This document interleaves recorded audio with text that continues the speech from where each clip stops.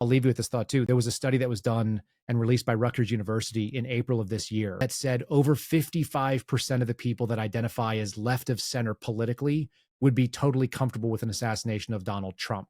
And so they did an entire study and sort of a survey of people that are basically mainstream on the left, liberal and or, they identify with this leftist authoritarian ideology and that violence is acceptable. And so they called it assassination culture. It's something I covered this morning when I was reading on it. I went like, oh, and by the way, it was sent to me by an FBI agent who recognizes this being an ongoing threat. It just turns out our federal government has not addressed this problem in that same way.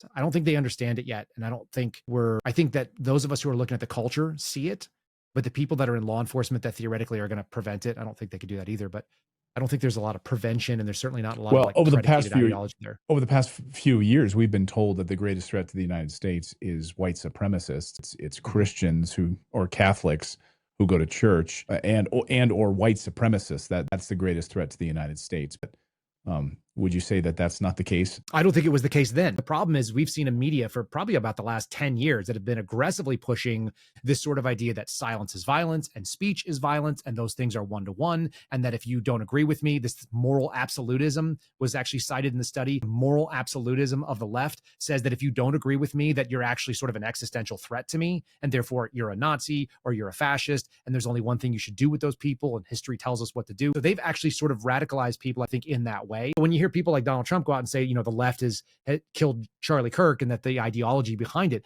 there's some research that actually substantiate that. And I think at the end of the day, we should be sympathetic to free speech concerns. And at the same time, you don't get off the hook. If you're advocating violence, then we probably have to have a more aggressive eye. And that's going to be a community level thing. If we're tolerating political assassination, or if we think that's acceptable within your circles, you're the problem. And I don't think I see it very many people on the right that say that.